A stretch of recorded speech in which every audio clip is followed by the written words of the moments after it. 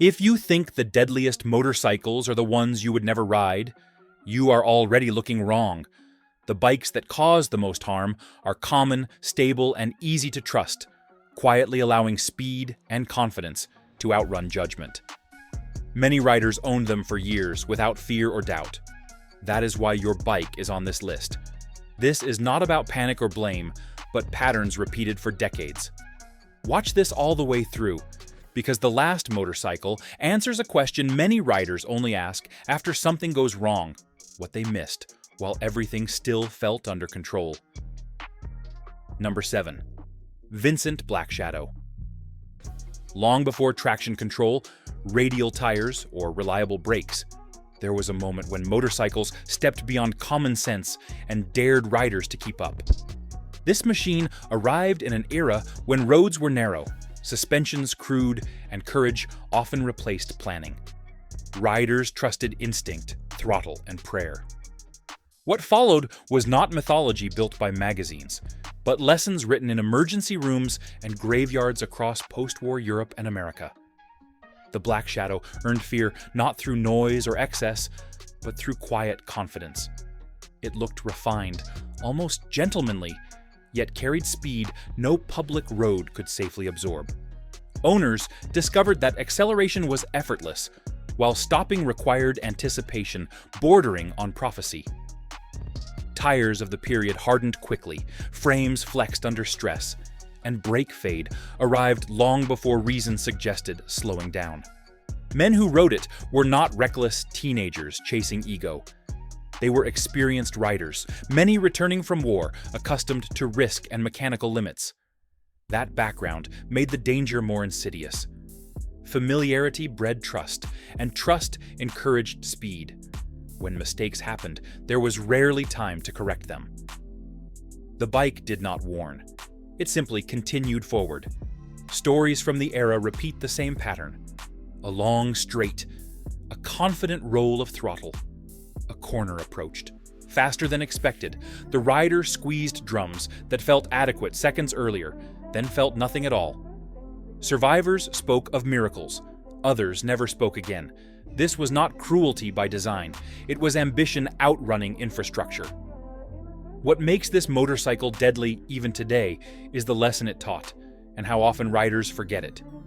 Technology advances, but roads, reaction times, and human judgment remain stubbornly limited. The Black Shadow reminds us that danger often appears when capability grows faster than wisdom. It punishes assumption, not aggression. Collectors now admire it behind ropes and glass, polished and tame. But those who lived with it knew better.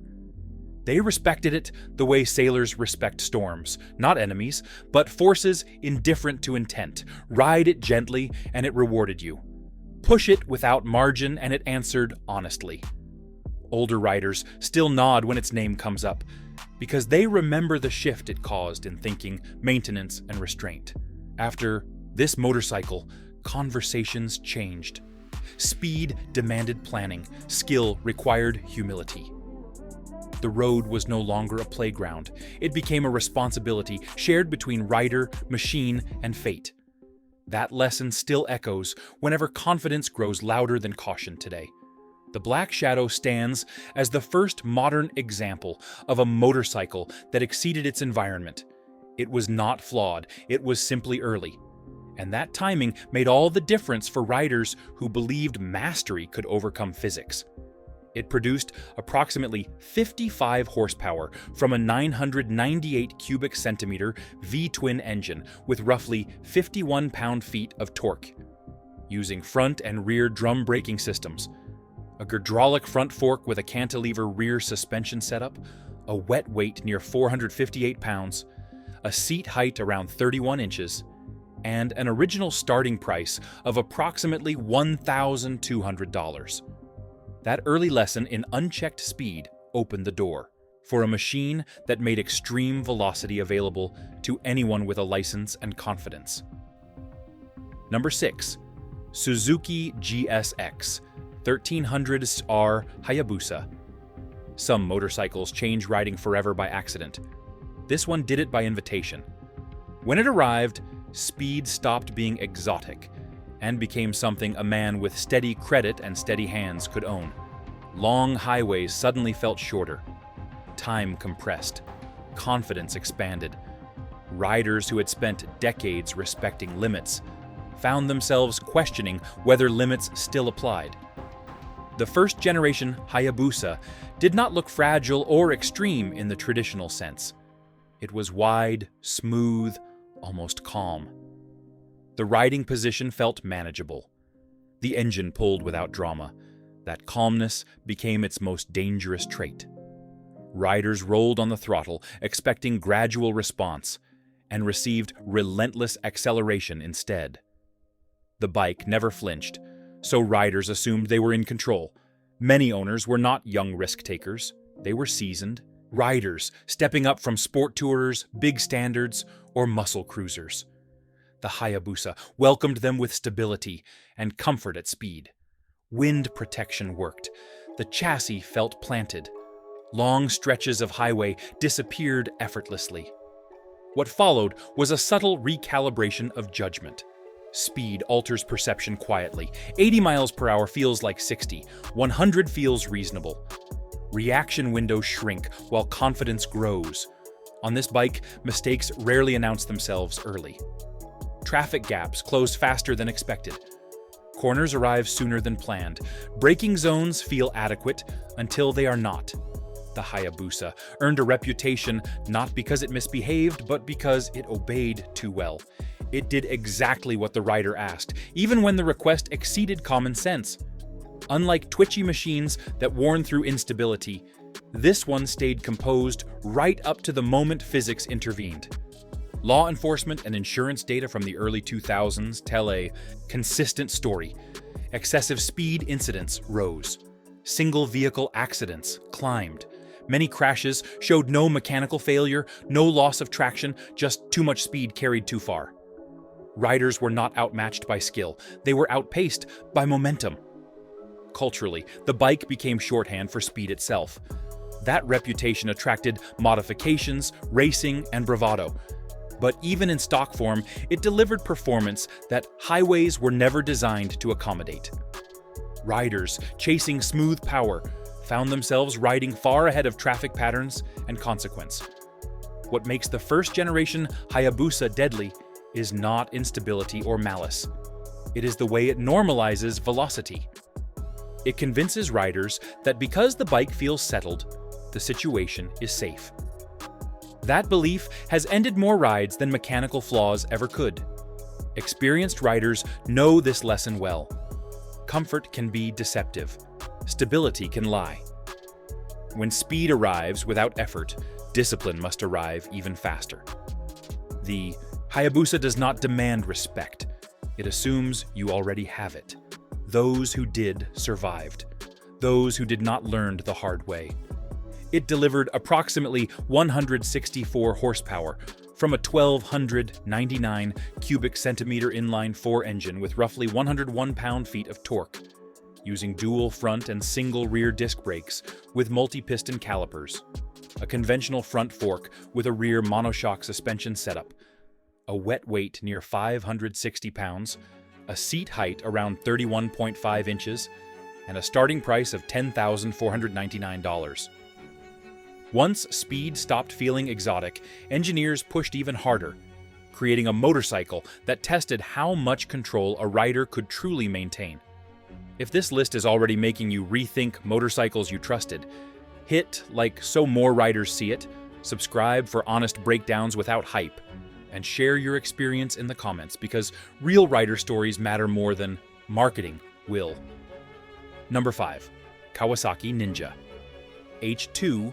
There is a moment when engineering stops asking questions and starts making demands. This motorcycle lives in that moment. It was never meant to be friendly, forgiving, or subtle. It exists because engineers wanted to know how far power could be pushed before riders became the limiting factor. What followed was a machine that does not negotiate, does not warn, and does not slow down for pride. From the saddle, the experience feels unreal. Throttle input does not feel mechanical. It feels amplified, like the bike is interpreting intent, rather than command. Acceleration arrives instantly and keeps arriving.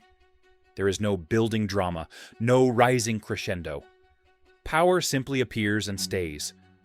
Riders accustomed to strong leader bikes often underestimate this difference, and that miscalculation is where trouble begins.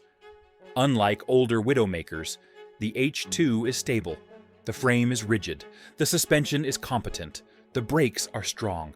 That stability removes the early warning signs riders rely on. There is no wobble, no drama, no mechanical protest. Speed builds cleanly, quietly, and far faster than perception can recalibrate. Riders realize how fast they are only when reference points disappear behind them.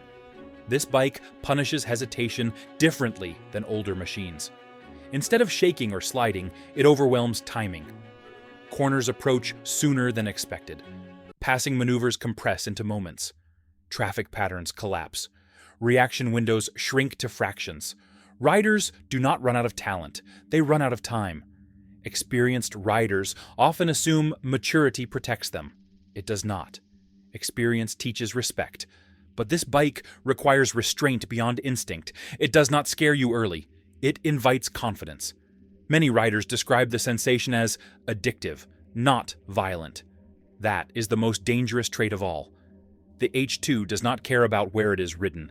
City, highway, or open road all feel the same to the supercharger. Torque arrives regardless of gear. Mistakes are amplified. Throttle corrections that would be harmless on other machines become critical events here. What makes this motorcycle deadly is not imbalance or poor design. It is precision without margin. Everything works as intended. That leaves no buffer for error. Riders expecting electronics to save them misunderstand the relationship. Systems assist. They do not rewrite physics. Stories from owners and track day veterans repeat a familiar theme. Respect must be absolute. Partial discipline fails. The H2 is not a bike you grow into slowly. It demands full understanding from the first ride. Anything less becomes education paid for in consequences. This machine represents a turning point. It proves that modern engineering can exceed human adaptability. Power has crossed a threshold where restraint matters more than skill. Riders who understand that survive it. Those who do not become examples. Others quietly study later. It delivered approximately 200 horsepower from a 998 cubic centimeter supercharged inline-4 engine with roughly 99 pound-feet of torque, using a Brembo braking system with dual front and single rear disc brakes, a fully adjustable Showa front and rear suspension setup, a wet weight near 524 pounds, a seat height around 32.1 inches, and a starting price of approximately $29,500. When raw power hides behind stability, danger doesn't disappear, it simply waits for familiarity to set in. If you want gear and accessories, I trust the ones chosen by riders who understand how fast things go wrong. They're all linked in the description. Number 4. Harley-Davidson V-Rod. It never fit neatly into the brand's own history, and that is exactly why it belongs here. This motorcycle arrived wearing familiar paint, but carrying unfamiliar intent. Longtime riders approached it with curiosity, then confusion, then respect. It looked like a cruiser, sat low like a cruiser, and idled with authority, yet behaved in ways most riders did not expect once the road opened up. The V-Rod was built during a period when comfort and torque defined expectations. Riders trusted weight, wheelbase, and low seats to keep things predictable. This machine quietly challenged that belief. Throttle response came on faster than traditional cruisers prepared riders for. Acceleration felt smooth, but it was relentless. There was no warning surge, just steady force pushing harder than instinct anticipated. Many owners were not chasing speed. They were drawn by styling, by lineage, by the promise of something new, wrapped in something familiar. That familiarity created assumptions. Riders rolled on the throttle the way they always had. Corners were entered with the same habits. The difference was how quickly momentum stacked up beneath them. The V-Rod carried its mass low. which inspired confidence. That confidence became dangerous when reaction time failed to keep pace with acceleration. Braking distances grew longer than expected. Lean angles felt unfamiliar. Riders, accustomed to forgiving feedback, found themselves correcting late. What made this motorcycle deadly was not instability. It was the mismatch between expectation and reality. It delivered performance that belonged to a different category than its appearance suggested. Riders treated it like a relaxed cruiser and discovered too late that it demanded sport-level attention. Aging riders were especially vulnerable. Comfort invited longer rides. Torque encouraged effortless passing. Fatigue crept in unnoticed. The machine never complained. It simply kept pulling. When mistakes happened, they happened at higher speeds than riders intended.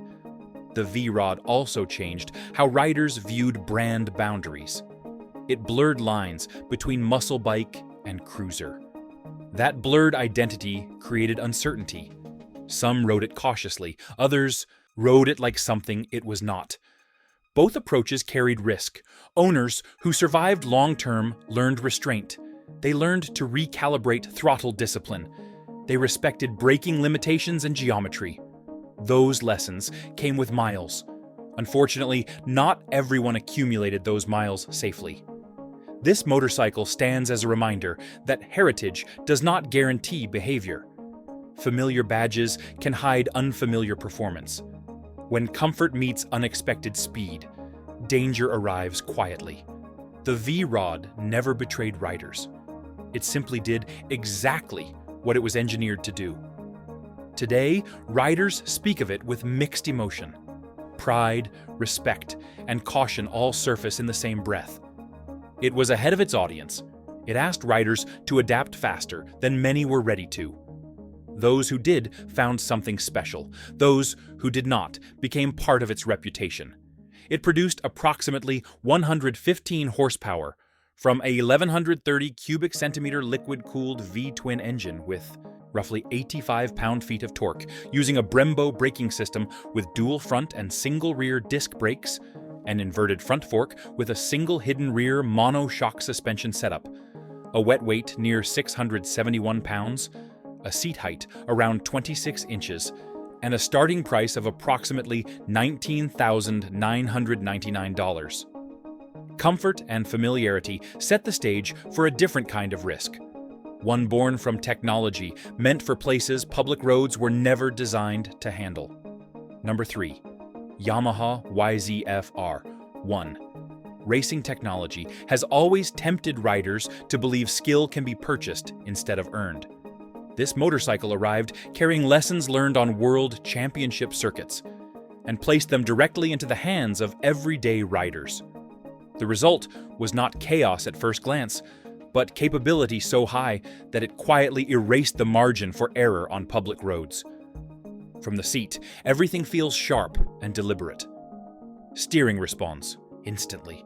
The engine speaks in a tone that suggests control rather than threat. Riders coming from earlier sport machines often describe it as planted, predictable, and refined.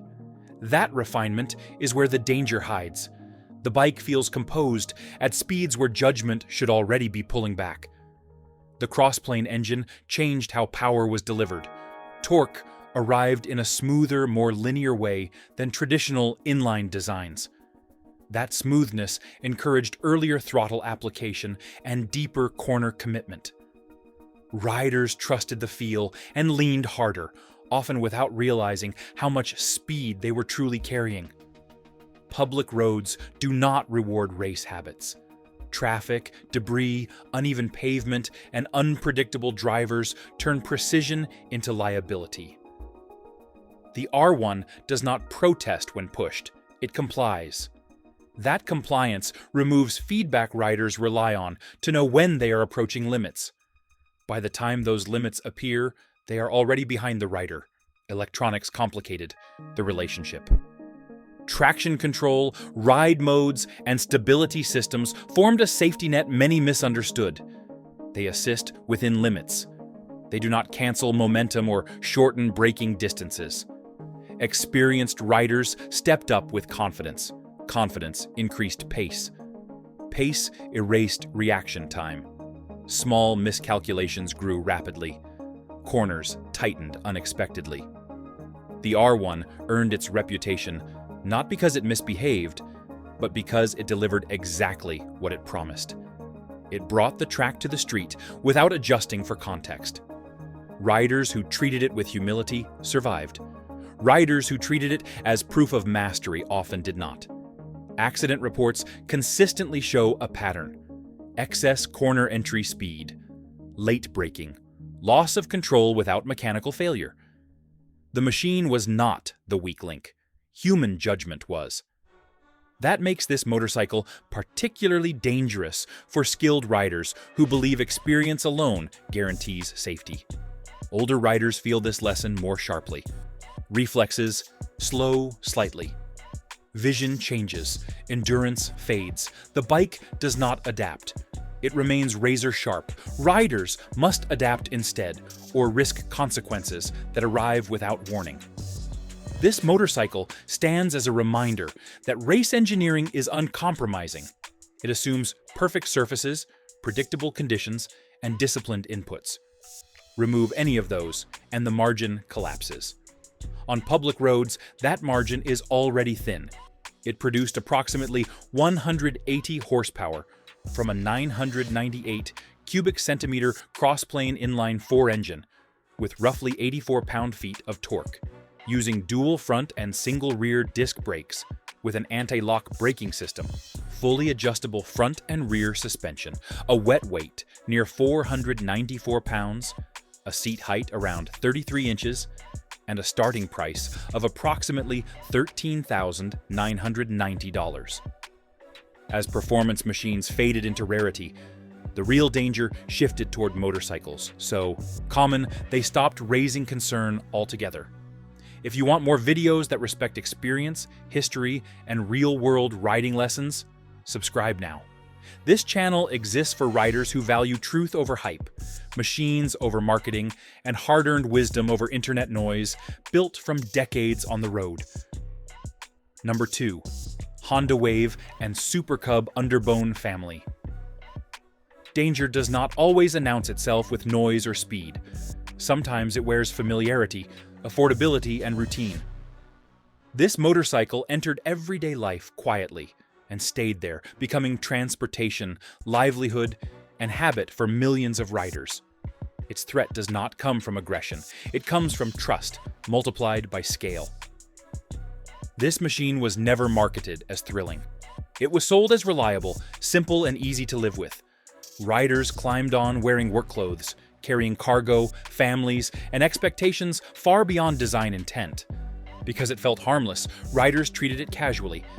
Casual behavior is where risk grows unnoticed. The underbone layout encourages confidence. Step-through access feels stable. The seat is low. The engine sounds friendly. Controls are unintimidating. New riders learn quickly. Experienced riders stop thinking. That transition from awareness to routine is what makes this bike deadly over time. Unlike performance machines, mistakes on this bike rarely feel dramatic until they are irreversible. Narrow tires offer limited grip. Suspension absorbs little. Braking performance is basic. At moderate speeds, these limits remain hidden. As speed increases slightly, margins collapse rapidly, riders overload it constantly, passengers sit sideways, cargo stacks high, balance shifts unpredictably. The bike continues forward without complaint. It does not protest. It does not warn. When something goes wrong, it happens suddenly and close to the ground, where injuries accumulate quietly rather than spectacularly. What elevates this motorcycle on the list is not individual lethality, but numbers. There are tens of millions in daily use. Each one is ridden without ceremony, without protective mindset, without planning. Small risks repeated endlessly create large outcomes. Hospitals understand this pattern well. In many regions, this motorcycle is a first ride and a last ride. Training is informal. Maintenance is minimal. Tires wear thin, brakes fade, suspension weakens. The machine keeps running. Riders assume everything else is fine because the engine still starts every morning. This family of motorcycles is deadly because it normalizes vulnerability. Riders feel insulated by familiarity. They assume low speed equals low risk. Data proves otherwise. Falls happen at intersections on uneven pavement during sudden stops. Injuries are cumulative, not legendary. Older riders recognize this pattern instinctively. They have seen trusted tools cause harm when treated casually. Familiarity dulls caution. Routine replaces respect. This bike thrives on routine. It is designed for repetition, not awareness. Unlike exotic machines that demand discipline, this one invites neglect. It forgives poor habits until it cannot. When it stops forgiving, it does so quietly. Ordinary danger is hardest to avoid when convenience hides risk everywhere. It typically produces approximately 9 horsepower from a 110 cubic centimeter single-cylinder engine with roughly 6.6 pound-feet of torque, using a basic front and rear drum braking system, a simple telescopic front fork with twin rear shock suspension setup, a wet weight near 224 pounds, a seat height around 29 inches, and a starting price of approximately $1,800. All of that quiet risk traces back to a moment when motorcycles first crossed a line they could never uncross. Number 1. Kawasaki H2 Mach 4. Before rider aids, before frame science, before engineers learned humility, there was a motorcycle that taught fear, the hard way. It did not whisper danger. It announced it with smoke, noise, and violence. Riders did not grow into this machine. They survived it, or they did not. This was the moment when motorcycles stopped being toys and started demanding respect. The Mach 4 arrived during a time when power figures jumped faster than chassis understanding. Engineers discovered how to extract massive output from a compact 2-stroke engine. But they had not yet learned how to control it. Frames flexed, suspensions lagged, brakes worked on hope rather than certainty, riders twisted throttles and discovered chaos. Power delivery was abrupt and unforgiving. Below the power band, the bike felt manageable.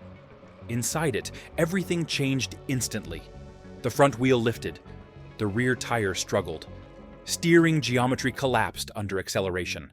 Riders were launched forward faster than reflexes could respond. Unlike earlier dangerous machines, the Mach 4 did not hide its intent. It felt unstable because it was unstable. Riders felt the frame move. They felt the bars shake. They felt the rear step out under power. That honesty did not make it safer. It only made the consequences clearer. Many riders who climbed on were experienced. They believed skill could overcome design flaws. That belief was common in the era. What followed was a lesson written in hospital charts and broken bones.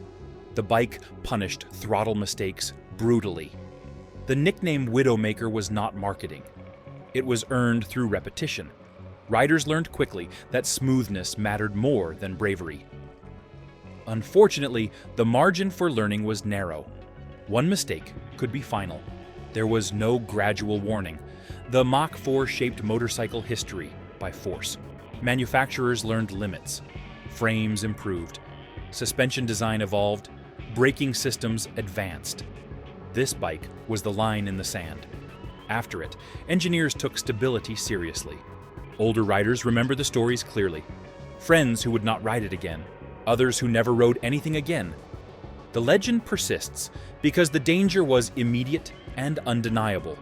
It relied on experience, not statistics. This motorcycle earned number 1 through honesty. It never pretended to be safe. It revealed what happens when power exceeds control. Its legacy remains uncomfortable, instructive, for riders who value survival over bravado today alone.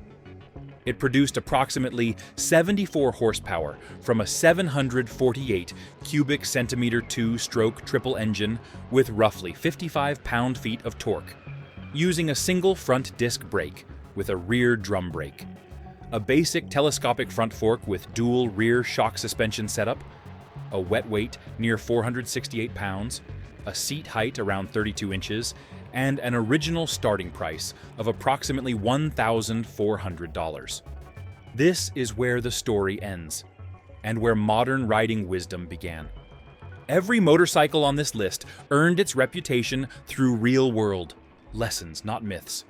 This wasn't about fear, it was about judgment, margin, and survival. If you've ridden any of these, drop your experience in the comments. The miles matter more than opinions. Hit like if this rang true, subscribe for honest rider talk, and ride like tomorrow's worth planning for.